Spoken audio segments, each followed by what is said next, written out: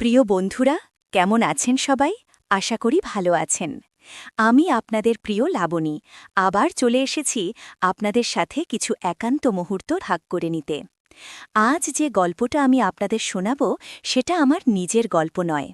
এটা আমাদের চ্যানেলের একজন খুব প্রিয় ফলোয়ারের পাঠানো গল্প। তিনি নাম প্রকাশে অনিচ্ছুক, তার ইমেল আইডিটা দিয়েছেন, তবে নামটা গোপন রাখতে অনুরোধ করেছেন। আমি তার অনুরোধকে সম্মান জানাই। গল্পটা সত্যিই ভীষণ গভীর আর সংবেদনশীল, তাই আমি তার অনুমতি নিয়েই আপনাদের সাথে শেয়ার করছি।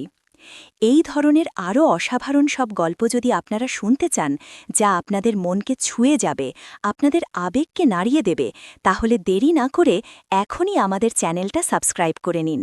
পাশে থাকা বেল আইকনটা টিপে রাখলে আমাদের নতুন গল্পগুলো সবার আগে আপনার কাছে পৌঁছে যাবে। একটা গোপন কথা কি জানেন? আমার একটা ইমো নাম্বার আছে। অনেকেই জানতে চান। আমি এই গল্পের মাঝখানে কোনো এক সময় আমার সেই ইমো নাম্বারটা আপনাদের বলে দেব। তাই যদি আমার সাথে সরাসরি কথা বলতে চান বা আপনার মনের কোনো কথা শেয়ার করতে চান, তাহলে পুরো গল্পটা মন দিয়ে শুনুন। গল্পটা অনেক বড়, কিন্তু আমি কথা দিচ্ছি এর প্রতিটা লাইন, প্রতিটা মুহূর্ত আপনাদের টান টান করে ধরে রাখবে। চলুন আর দেরি না করে শুরু করি আমাদের আজকের বিশেষ গল্প। গল্পটা রিয়ার। সে ছিল এক সাধারণ মেয়ে, একদম পাশের বাড়ির মেয়ের মতো। মাঝারি গড়ন, শ্যামলা বরণ, কিন্তু চোখ দুটো ছিল মায়ায় ভরা। সেই চোখে এক ধরনের শান্ত বিষাদ লেগে থাকত, যা ওকে আরও আকর্ষণীয় করে তুলত। রিয়াদের বাড়িটা ছিল কলকাতার এক পুরনো পাড়ায়, যেখানে এখনও সকালে ফেরিওয়ালার হাঁক শোনা যায়, বিকেলে পাড়ার মোড়ে আড্ডার ধোঁয়া ওঠে, আর সন্ধ্যার পর রাস্তার ল্যাম্পপোস্টের আলোয় জীবনের ছোট ছোট গল্পরা বুনে চলে নিজেদের চাল। রিয়ার বিয়ে হয়েছিল বছর দুয়েক আগে। পাত্র সুমিত, এক ব্যাংকের কর্মচারী। সুমিত ভালো ছেলে, কোনো বদ অভ্যাস নেই। রোজ সকালে তৈরি হয়ে ব্যাংকে যায়, সন্ধ্যায় ফেরে। মাইনে যা পায় তাতে ওদের মধ্যবিত্ত সংসারটা দিব্যি চলে যায়। সুমিতের পরিবারও খুব ভালো। রিয়ার শাশুড়িমা শান্ত স্বভাবের, ননদ তানিয়া স্কুল ছাত্রী, সবে ক্লাস 10-এ উঠেছে। সবাই মিলেমিশে থাকে, যেন এক শান্তির নীড়। কিন্তু এই শান্তির নীড়েই রিয়া কেমন যেন এক অসম্পূর্ণতা অনুভব করত। তার মনে হতো যেন কিছু একটা নেই, যা তার জীবনের এক কোণায় গভীর শূন্যতা তৈরি করে রেখেছে। সুমিতের সঙ্গে রিয়ার বিয়েটা ছিল সম্পূর্ণই দেখাশোনা করে। ভালোবাসার কোনো গল্প ছিল না সেখানে। বিয়ের আগে দু-একবার দেখা, কথা বলা, ব্যাস ওইটুকুই। সুমিত ভদ্র, কিন্তু কিছুটা চাপা স্বভাবের, নিজের মনের কথা সহজে প্রকাশ করতে পারত না। আর রিয়া, সে তো সবসময়ই ভালোবাসার উষ্ণতা খুঁজেছে, চেয়েছে কারো কাছে নিজেকে উজাড় করে দিতে। কিন্তু সুমিতের কাছে সে ভালোবাসা সেভাবে পায়নি। সুমিত তার দায়িত্ব পালন করত, কিন্তু তাতে কোনো গভীর আবেগ ছিল না। বিছানায়ও তাদের সম্পর্ক ছিল যান্ত্রিক, একটা শারীরিক প্রয়োজন মেটানো, ব্যাস এটুকুই। রিয়া জানত সুমিত তাকে ভালোবাসে, কিন্তু সেই ভালোবাসা যেন শুধু কর্তব্য পালনের মধ্যেই সীমাবদ্ধ। উষ্ণতা, প্রেম, সেই পাগলামি, এসবের অভাব রিয়ার মনকে এক অলিখিত অন্ধকারে ডুবিয়ে দিত। রাতে পাশাপাশি শুয়েও রিয়া নিজেকে একা অনুভব করত। তার মনে হতো সে যেন এক বিশাল মরুভূমির মাঝে দাঁড়িয়ে আছে, যেখানে জলের অভাব তাকে ক্রমশ শুকিয়ে মারছে। রিয়া নিজের মতো করে দিনের পর দিন পার করে দিত। রান্নাঘর, ঘর গোছানো, শাশুড়িমার টুকটাক কাজ, তানিয়ার পড়াশোনা দেখাশোনা করা, এই ছিল তার রুটিন। দিনের শেষে টিভি দেখা বা দু-চারটে বই পড়া। কিন্তু মনের গভীরে এক অব্যক্ত কষ্ট তাকে কুড়ে কুড়ে খাচ্ছিল। সে বুঝত তার এই শূন্যতা কাউকে বলা যাবে না। বললে লোকে হাসবে, তাকে ভুল বুঝবে। সে তো খারাপ কিছু চায়নি, শুধু চেয়েছিল একটু ভালোবাসা, একটু উষ্ণতা। তানিয়া সুমিতের ছোট বোন, এবার মাধ্যমিক পরীক্ষা দেবে। বাড়ির সবাই বেশ চিন্তিত। সুমিত বলল, তানিয়ার জন্য একজন ভালো টিউটর রাখতে হবে, শুধু স্কুল আর কোচিংয়ে হবে না। শাশুড়িমাও সায় দিলেন। কয়েকজনের সাথে কথা বলে শেষমেশ অভ্রর কথা জানা গেল। অভ্র সদ্য মাস্টার্স পাশ করেছে, ভালো ছাত্র ছিল, কিন্তু ভালো চাকরি না পেয়ে টিউশনির ওপর নির্ভর করে আছে। শুনলাম ছেলেটা নাকি খুব বিনয়ী আর পড়াশোনায় অসাধারণ। প্রথম দিন অভ্র যখন বাড়িতে এলো, তখন বিকেল গড়িয়ে সন্ধ্যা প্রায়। রিয়া তখন রান্নাঘরে। তানিয়া আর সুমিত অভ্রকে বসার ঘরে বসিয়েছিল। আমি দূর থেকে শুধু ওর আবছা অবয়ব দেখতে পাচ্ছিলাম। কিছুক্ষণ পর তানিয়া এসে বলল, বৌদি, অভ্রতা এসেছে, মা চা দিতে বলল। রিয়া ট্রেতে চা আর বিস্কিট নিয়ে বসার ঘরের দিকে এগোল। ঘরের ভেতর ঢুকে রিয়া দেখল অভ্র একটা নীল রঙের শার্ট পরে আছে। সুঠাম দেহ, কিন্তু খুব বেশি মেদহীন। মুখটায় এক ধরনের বুদ্ধিদীপ্ততা, চোখে মোটা ফ্রেমের চশমা। রিয়া যখন চা বাড়িয়ে দিল, অভ্র মাথা তুলে তাকাল। ওর চোখে চোখ পড়তেই রিয়ার বুকের ভেতরটা কেমন যেন করে উঠল। এক পলকের জন্য ওর দৃষ্টি রিয়ার মুখে আটকে রইল, তারপর মুহূর্তেই স্বাভাবিক হয়ে গেল। সে বিনয়ের সাথে হাত বাড়িয়ে চায়ের কাপটা নিল আর মৃদু স্বরে বলল, ধন্যবাদ বৌদি। রিয়ার বুকটা ধুকপুক করছিল। এই প্রথম কোনো বাইরের পুরুষ তাকে বৌদি বলে ডাকল, আর তাতে এক অদ্ভুত ভালো লাগা কাজ করছিল। সে শুধু একটা মৃদু হাসি দিয়ে রান্নাঘরে ফিরে গেল। প্রথম কদিন অভ্র খুব ফরমাল ছিল। তানিয়াকে বড়াতো, চা খেয়ে চলে যেত। রিয়া রান্নাঘরের দরজার আড়াল থেকে তাকে দেখত। অভ্রর পড়ানোর ধরন বেশ ভালো। তানিয়াও খুব মন দিয়ে পড়াশোনা করত। রিয়া দেখত অভ্র শুধু পড়াশোনা নয়, তানিয়ার মনের কথাও শুনত, তাকে সাহস দিত, তার ভয়গুলো দূর করত। রিয়ার মনে হতো সুমিত যদি এমন করে তার কথা শুনত। সুমিত তো শুধু তার নিজের কথাই বলে যেত, রিয়ার কথা শুনত কম। দিনের পর দিন অভ্রর আসা যাওয়া বাড়তে থাকল। সপ্তাহের 3 দিন বিকেল 4টে থেকে সন্ধ্যা 6টা পর্যন্ত তানিয়াকে পড়াত। রিয়া প্রতিদিন ওকে চা দিত। মাঝে মাঝে অভ্র নিজেই এসে জল চাইত, অথবা কোনো দরকারি বইপত্র চাইতে রিয়ার ঘরে আসত। এমনই এক সন্ধ্যায় রিয়া বসার ঘরে সুমিতের দেওয়া কিছু পুরনো উপন্যাস পড়ছিল। অভ্র তখন পড়ানো শেষ করে তানিয়ার থেকে বিদায় নিচ্ছিল। তানিয়া রান্নাঘরে মায়ের সাথে কি যেন কথা বলতে গেল। এই ফাঁকে অভ্র রিয়ার দিকে হালকা হেসে বলল, বৌদি, আপনি দেখছি বই পড়তে খুব ভালোবাসেন। রিয়া চমকে উঠল। তার মনে হল অভ্র তার মনের কথা কিভাবে বুঝল। সে অপ্রস্তুতভাবে হেসে বলল, হ্যাঁ, যখন সময় পাই 2-4টে বই পড়ি। অভ্র বইয়ের তাকের দিকে তাকিয়ে বলল, আপনাদের সংগ্রহটা বেশ ভালো দেখছি। এই বইটা পড়ছেন, এটা তো আমারও খুব প্রিয়। অভ্র রিয়ার পাশের সোফায় একটা নিরাপদ দূরত্ব বজায় রেখে বসল। রিয়া দেখল অভ্রর চোখগুলো ঔৎসুক্য আর কৌতূহলে ভরা। সেই দিন থেকে তাদের মধ্যে ছোট ছোট কথা শুরু হল। প্রথমে বই নিয়ে, তারপর আবহাওয়া নিয়ে, তারপর সাধারণ পাড়া প্রতিবেশী নিয়ে। রিয়া দেখল অভ্র খুব সহজে মিশতে পারে। ওর কথা বলার ধরনটা এত মিষ্টি যে রিয়া নিজেই তার সাথে কথা বলতে স্বাচ্ছন্দ্য বোধ করত। অভ্র তার কথা মন দিয়ে শুনত, তার মতামতকে গুরুত্ব দিত। রিয়া যেন নতুন করে নিজেকে আবিষ্কার করতে শুরু করল। তার মনে হল এই মানুষটা তাকে সত্যিই দেখছে, তাকে চিনতে চাইছে। সুমিতের সাথে এমনটা কখনোই হয়নি। সুমিত সবসময়ই তার নিজের কথা বলে যেত, তার সমস্যা, তার কাজ, এগুলোই তার কাছে মুখ্য ছিল।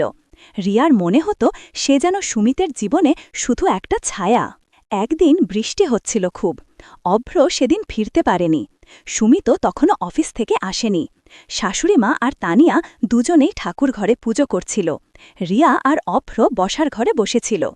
বিদ্যুৎ চলে গিয়েছিল, শুধু একটা মোমবাতির টিমটিমে আলোয় ঘরটা ভরেছিল। সেই আবছা আলো আধারিতে রিয়া দেখল অভ্রর মুখটা কেমন যেন মায়াবী দেখাচ্ছিল। আজকার এমন বৃষ্টি আর হয় না, তাই না বৌদি? অভ্র শান্ত গলায় বলল। রিয়া জানালার দিকে তাকিয়ে বলল, হ্যাঁ, ঠিক বলেছেন। আমারও মনে হয় এখনকার বৃষ্টিতে সেই মন কেমন করা গন্ধটা নেই। অভ্র হাসল। গন্ধ? বৃষ্টিরও গন্ধ হয় নাকি? রিয়া মৃদু হেসে বলল, হয়তো। মাটি ভেজার গন্ধ, পুরনো স্মৃতির গন্ধ, অজানা এক শূন্যতার গন্ধ। বলতে বলতে রিয়া কেমন যেন অন্যমনস্ক হয়ে গেল। তার চোখের কোণে এক ধরনের বিষাদ ফুটে উঠল। অভ্র সেই বিষাদটা খেয়াল করল। সে শান্ত গলায় বলল, বৌদি, আপনার মনে কি কিছু কষ্ট আছে? রিয়া চমকে উঠল। কেউ এর আগে তাকে এমন প্রশ্ন করেনি।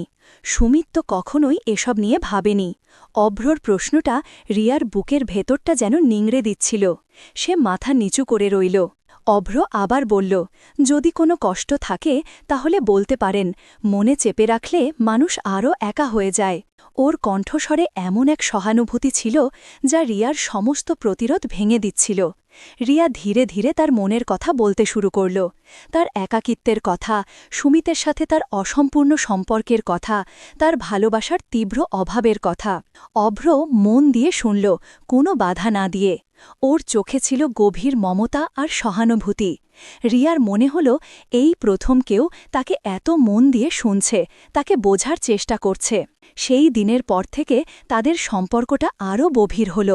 তারা এখন আর শুধু চা আর বই নিয়ে কথা বলত না, তারা জীবনের ছোট ছোট সুখ, দুঃখ, স্বপ্ন আর হতাশা নিয়ে কথা বলত। অভ্রর চোখে রিয়া নিজের জন্য এক নতুন পৃথিবী খুঁজে পেল।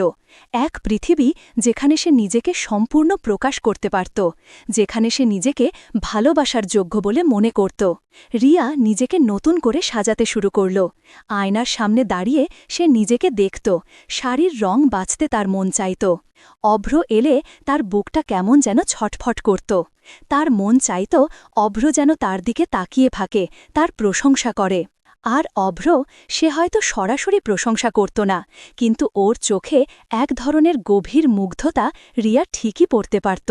রিয়া দেখত অভ্রর চোখ বারবার তার দিকে ফিরে আসে, যেন তার প্রতিটি অঙ্গভঙ্গি অভ্রর মনে এক গভীর ছাপ ফেলছে। একদিন রিয়া শাড়িতে সামান্য পরিবর্তন এনেছিল, একটা হালকা সবুজ শাড়ি যা ওর গায়ের রঙের সাথে খুব মানিয়ে গিয়েছিল। অভ্র সেদিন ঘরে ঢুকে এক পলকের জন্য রিয়ার দিকে তাকিয়েছিল। তার চোখে এক ধরনের মুগ্ধতা ছিল, তারপর দ্রুত চোখ নামিয়ে নিয়েছিল। কিন্তু সেই এক পলকের দৃষ্টি রিয়ার বুকের ভেতর এক উষ্ণতার ঢেউ তুলেছিল। ওর মনে হয়েছিল অভ্র তাকে দেখেছে, তার সৌন্দর্যকে অনুভব করেছে। এই অনুভূতিটা তার কাছে নতুন ছিল। অভ্রর আশা মানেই রিয়ার জন্য এক নতুন আনন্দ। তার মন চাইত অভ্র যেন আরও বেশি সময় ধরে থাকে। তানিয়ার পড়া শেষ হওয়ার পরেও সে অজুহাত খুঁজত অভ্রকে ধরে রাখার। কখনো বলতো, অভ্র, চা ঠান্ডা হয়ে যাচ্ছে, আবার কখনো বা এই বইটা একটু দেখিয়ে দেবে। অভ্র যেন রিয়ার মনের কথা বুঝতে পারত। সেও অজুহাত খুঁজত থাকার, রিয়ার সাথে কথা বলার। আমার প্রিয় বন্ধুরা, আপনারা যারা এতক্ষণ ধরে গল্পটা শুনছেন, আপনাদের মনে নিশ্চয়ই অনেক প্রশ্ন জাগছে। হ্যাঁ, আমি জানি আপনারা অনেকেই আমার ইমো নাম্বারটা জানতে চাইছেন। হ্যাঁ, আমি দেব, তবে আরেকটু ধৈর্য ধরুন। গল্পের একটা বিশেষ মুহূর্তে আমি আপনাদের ইমো নাম্বারটা বলে দেব। আমার সাথে সরাসরি কথা বলার সুযোগ পেতে হলে আপনাদের আরও কিছুক্ষণ আমার সাথেই থাকতে হবে। চলুন আমরা আবার ফিরে যাই রিয়া আর অভ্রর সেই গোপন জগতে। একদিন সন্ধ্যাবেলা সুমিতের বাড়ি ফিরতে দেরি হচ্ছিল। তানিয়া সেদিন স্কুল থেকে ফিরেই অসুস্থ হয়ে পড়েছিল, তাই অভ্রকে বলা হয়েছিল সেদিন না আসতে। কিন্তু অভ্র বোধহয় খবরটা ঠিক সময় পায়নি। সে যথারীতি নির্দিষ্ট সময়ে চলে এলো। রিয়া তখন ঘরে একা। শাশুড়িমা পাশের বাড়ির আত্মীয়ের অসুস্থতার খবর পেয়ে দেখা করতে গিয়েছিলেন। রিয়া ভেবেছিল তানিয়া অসুস্থ, তাই অভ্র হয়তো আসবে না। সে নিজের ঘরের জানালার পাশে বসে বাইরের অন্ধকারে ডুবে থাকা গাছগুলোর দিকে কি যেন ভাবছিল। কলিং বেলটা বেজে উঠতেই রিয়া চমকে উঠল। দরজা খুলে দেখল অভ্র দাঁড়িয়ে আছে। তার হাতে তানিয়ার জন্য আনা একটা নতুন নোট বই। অভ্র রিয়ার দিকে তাকিয়ে হালকা অবাক হয়ে বলল, বৌদি, তানিয়া কেমন আছে? শুনলাম নাকি অসুস্থ। রিয়া অভ্রকে ভেতরে আসতে বলল, হ্যাঁ, জ্বর হয়েছে, তাই তোমায় আসতে বারণ করেছিলাম, কিন্তু মনে হয় তুমি খবরটা পাওনি। অভ্র ভেতরে এলো, বসার ঘরে ঢুকেই বলল, আমি তো জানতাম না, ফোনটা সাইলেন্ট করা ছিল। এখন কেমন আছে তানিয়া? ডাক্তার দেখিয়েছেন? রিয়া অভ্রর দিকে তাকিয়ে দেখল, ওর চোখে তানিয়ার জন্য এক ধরনের চিন্তা আর উদ্বেগ ফুটে উঠেছে। এই সহজ সরল মানবিকতা রিয়ার মনকে আরও বেশি করে ছুঁয়ে গেল। সে বলল, হ্যাঁ, ডাক্তার এসে দেখে গেছেন, ঘুমোচ্ছে এখন। অভ্র কিছুক্ষণ চুপ করে রইল, তারপর ইতস্তত করে বলল, তাহলে আমি এখন আসি বৌদি? রিয়া তার দিকে তাকিয়ে বলল, এলে যখন একটু বসো না, চা খাবে? ওর কণ্ঠস্বরে এক ধরনের আবদার মিশেছিল, যা সে নিজেও বুঝতে পারছিল না। অভ্র প্রথমে দ্বিধায় পড়ল, তারপর সম্মতি জানাল। ঠিক আছে বৌদি। রিয়া রান্নাঘরে চলে গেল চা বানাতে। অভ্র বসার ঘরে একা বসে রইল। রিয়া যখন চা নিয়ে এলো তখন পরিবেশটা বেশ থমথমে। বাইরে ঝিরঝির করে বৃষ্টি পড়ছিল, জানালার কাঁচ দিয়ে ভেসে আসছিল ভেজা মাটির গন্ধ। ঘরের ভেতর মৃদু আলো। রিয়া চায়ের কাপটা অভ্রর দিকে বাড়িয়ে দিল। অভ্র কাপটা নেওয়ার সময় রিয়ার হাতের ওপর দিয়ে ওর হাতটা সামান্য ছুঁয়ে গেল। বিদ্যুতের এক ঝলক যেন রিয়ার শরীর দিয়ে বয়ে গেল। ওর সারা শরীর কেঁপে উঠল। অভ্রও যেন এক মুহূর্তের জন্য চমকে উঠল। তার চোখ রিয়ার হাতের দিকে তাকাল, তারপর দ্রুত চোখ নামিয়ে নিল। রিয়ার বুকটা ধুকপুক করছিল। এই মৃদু স্পর্শেই তার ভেতরের সুপ্ত আকাঙ্ক্ষাগুলো যেন জেগে উঠছিল। আমার ইমো নাম্বারটা হল 7894561230। আপনারা এই নাম্বারে আমাকে মেসেজ করতে পারেন, তবে রাতে বা অসময়ে মেসেজ করলে হয়তো আমি উত্তর দিতে পারব না। দিনের বেলা ফ্রি থাকলে আমি অবশ্যই আপনাদের সাথে কথা বলার চেষ্টা করব। আর হ্যাঁ, শুধু মেসেজ করবেন, কল করবেন না। আমি আশা করি আপনারা আমার এই অনুরোধটা রাখবেন। আপনারা যারা আমার সাথে কথা বলতে চান তারা ঝটপট নোট করে নিন নাম্বারটা। রিয়া কোনোমতে নিজেকে সামলে নিল। সে অভ্রর উল্টো দিকের সোফায় বসল। দুজনেই চুপ। নীরবতা আরও গভীর হল। অভ্র চায়ের কাপটা ঠোঁটের কাছে নিয়ে চুপ করে বসেছিল। রিয়া তাকে দেখছিল। তার মনে হল অভ্রর চোখের গভীরতায় যেন এক ধরনের অস্থিরতা ফুটে উঠেছে। কিছুক্ষণ পর অভ্রই নীরবতা ভাঙল। বৌদি, আপনি এখানে সুখে আছেন তো? তার গলায় ছিল এক ধরনের উদ্বেগ। রিয়া অভ্রর দিকে তাকিয়ে দেখল ওর চোখে সত্যি সত্যি তার জন্য এক ধরনের চিন্তা। তার মনে হল এই মানুষটা তাকে সত্যিই ভালোবাসে। সে কোনো জবাব দিতে পারল না, শুধু চোখ নামিয়ে নিল। আমি জানি সবাই আপনাকে খুব ভালোবাসে, আপনার স্বামীও খুব ভালো মানুষ, কিন্তু অভ্র থেমে গেল। সে যেন মনের কথাটা সরাসরি বলতে পারছিল না। রিয়া সাহস করে অভ্রর দিকে তাকাল। কিন্তু কি অভ্র? অভ্র এবার রিয়ার দিকে সরাসরি তাকাল। তার চোখে ছিল এক ধরনের গভীরতা, যা রিয়াকে এক নতুন জগতে টেনে নিয়ে যাচ্ছিল। কিন্তু আপনার চোখে আমি এক ধরনের শূন্যতা দেখি বৌদি, এক ধরনের তৃষ্ণা, যা হয়তো আপনার ভেতরে ভেতরে আপনাকে কষ্ট দিচ্ছে। রিয়ার চোখে জল চলে এলো। সে আর নিজেকে ধরে রাখতে পারল না। অভ্রর কথাগুলো যেন তার হৃদয়ের গভীরে লুকিয়ে থাকা সমস্ত ব্যথাকে জাগিয়ে তুলেছিল। সে ফুঁপিয়ে কেঁদে উঠল। অভ্র রিয়ার দিকে দ্রুত এগিয়ে এলো। সে রিয়ার পাশে বসে তার হাতটা ধরে হালকা চাপ দিল। কি হয়েছে বৌদি, কাঁদছেন কেন? আমাকে বলুন। অভ্রর হাতের উষ্ণতা রিয়ার সমস্ত শরীরে এক অদ্ভুত শিহরণ জাগিয়ে তুলল। তার মনে হল এই স্পর্শটাই সে এতদিন ধরে খুঁজে বেড়াচ্ছিল। এই হাতটাই সে তার পাশে চেয়েছিল। রিয়া মাথা নিচু করে কাঁদতে থাকল। অভ্র কিছুক্ষণ তার হাতটা ধরে রইল। তারপর রিয়ার চোখ থেকে গড়িয়ে পড়া জলগুলো ওর বুড়ো আঙুল দিয়ে মুছে দিল। রিয়ার মনে হল তার সমস্ত দুঃখ যেন অভ্রর হাতের স্পর্শে গলে যাচ্ছিল। অভ্রর চোখে রিয়া এক ধরনের তীব্র আকর্ষণ অনুভব করল, যা তাকে একই সাথে ভয় আর এক অদ্ভুত ভালো লাগায় ভরিয়ে তুলছিল। আমার সাথে কথা বলুন বৌদি, আপনার এই কষ্টটা আমার সহ্য হচ্ছে না। অভ্রর কণ্ঠস্বরে ছিল এক ধরনের কাকুতি মিনতি। রিয়া কাঁদতে কাঁদতে তার মনের সমস্ত কথা বলতে শুরু করল। তার একাকিত্বের কথা, সুমিতের সাথে তার শারীরিক ও মানসিক দূরত্বের কথা, তার ভালোবাসার তৃষ্ণার কথা। অভ্র মন দিয়ে শুনল। তার চোখ রিয়ার চোখে আটকে ছিল। ওর চোখে রিয়া দেখল এক ধরনের ভালোবাসা, এক ধরনের গোপন আকাঙ্ক্ষা ফুটে উঠেছে। অভ্র ধীরে ধীরে রিয়ার আরও কাছাকাছি চলে এলো। ওর শরীর থেকে এক ধরনের মৃদু সুগন্ধ আসছিল, যা রিয়াকে আরও বেশি মোহিত করছিল। অভ্রর হাতটা তখনও রিয়ার হাতে ধরা ছিল। রিয়ার মনে হল এই মুহূর্তটা যেন কখনো শেষ না হয়। সে চেয়েছিল অভ্র যেন তাকে তার বাহু ধরে জড়িয়ে নেয়, তার সমস্ত কষ্ট দূর করে দেয়। অভ্র রিয়ার কানের কাছে মুখ এনে ফিসফিস করে বলল, বৌদি, আমি আপনাকে বুঝি, আমি আপনার শূন্যতাটা অনুভব করি। ওর কণ্ঠস্বরে এক ধরনের মৃদু কম্পন ছিল, যা রিয়ার হৃৎস্পন্দনকে আরও বাড়িয়ে দিল। রিয়ার শরীর কাঁপছিল। অভ্রর এই নৈকট্য তাকে একই সাথে ভয় আর এক তীব্র আকাঙ্ক্ষায় ভরিয়ে তুলছিল। সে চোখ বন্ধ করে নিজেকে অভ্রর কাছে সঁপে দিতে চেয়েছিল।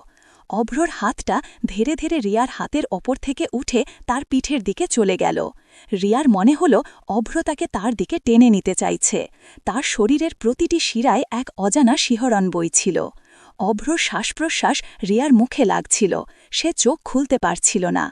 তার মনে হচ্ছিল এই মুহূর্তে তাদের চারপাশের পৃথিবীটা যেন থেমে গেছে, শুধু অভ্র আর রিয়া, আর তাদের মাঝে এক অলিখিত প্রেম। অভ্রর আঙুলগুলো রিয়ার পিঠে আলতো করে স্পর্শ করছিল। রিয়ার মনে হল তার শরীরের প্রতিটি লোমকূপ যেন জেগে উঠেছে। ঠিক সেই মুহূর্তে বাইরে গাড়ির হর্ন শোনা গেল। সুমিত ফিরেছে। রিয়া চমকে উঠল। সে দ্রুত অভ্রর থেকে নিজেকে সরিয়ে নিল। অভ্র অপ্রস্তুত হয়ে দ্রুত নিজেকে সামলে নিল। তাদের দুজনের চোখে ছিল এক ধরনের আতঙ্ক, যেন তারা কোনো গোপন অপরাধ করে ফেলেছে। মনে হয় দাদা ফিরেছেন, অভ্র নিচু স্বরে বলল। তার কণ্ঠস্বরে এক ধরনের চাপা উত্তেজনা ছিল। রিয়া কোনো মতে নিজেকে সামলে নিয়ে উঠে দাঁড়াল। তার বুক তখনও ধুকপুক করছিল। সে রান্নাঘরের দিকে ছুটে গেল, যেন কিছু হয়নি। অভ্র তাড়াতাড়ি উঠে দাঁড়াল। সুমিত ঘরে ঢুকতেই দেখল অভ্র দাঁড়িয়ে আছে। আরে অভ্র, তুমি এখনও? তানিয়া তো আজ অসুস্থ। অভ্র কোনো মতে নিজেকে সামলে নিয়ে বলল, হ্যাঁ দাদা, আমি জানতাম না, এখন ফিরছি। সে দ্রুত তানিয়ার খবর নিয়ে বাড়ি থেকে বেরিয়ে গেল। সেদিনের পর থেকে রিয়া আর অভ্র সম্পর্ক আরও বেশি গোপন হয়ে গেল। তাদের চোখে এখন শুধুই লুকানো আকাঙ্ক্ষা আর না বলা কথা। প্রতিবার অভ্র যখন পড়তে আসত, রিয়ার বুকটা ধুকপুক করত। তাদের একে অপরের প্রতি তীব্র টান, যা সমাজ বা সম্পর্কের জালে ধরা পড়ে না, তা কেবল তাদের হৃদয়ের গভীরে এক গোপন অধ্যায়ের সৃষ্টি করেছিল। সেই অধ্যায়ে ভালোবাসার রং ছিল গাঢ়, কিন্তু তার পরিণতি ছিল অনিশ্চিত। তারা জানত না তাদের এই পথ কোথায় গিয়ে শেষ হবে। এই সম্পর্ক সামাজিক স্বীকৃতি পাবে কিনা বা আদৌ কোনোদিন প্রকাশ পাবে কিনা তা তাদের অজানা ছিল। কিন্তু প্রতিটা মুহূর্তে তারা একে অপরের সঙ্গ কামনা করত, একে অপরের উপস্থিতিতে এক অদ্ভুত শান্তি খুঁজে পেত। এই গল্পটা কি শেষ হবে? রিয়া আর অভ্রর এই গোপন সম্পর্ক কি কোনোদিন পরিণতি পাবে, নাকি চিরকালই এক লুকানো অনুভূতির চাদরে ঢাকা থাকবে? এই প্রশ্নের উত্তর জানার জন্য আপনাদের আমাদের সাথেই থাকতে হবে। আপনারা যদি এই গল্পটি শুনে আনন্দ পেয়ে থাকেন, তাহলে আমাদের সাথেই থাকুন এবং আমাদের চ্যানেলটা সাবস্ক্রাইব করুন। আমরা আবার ফিরে আসব নতুন কোনো গল্প নিয়ে, যা আপনাদের মন ছুঁয়ে যাবে।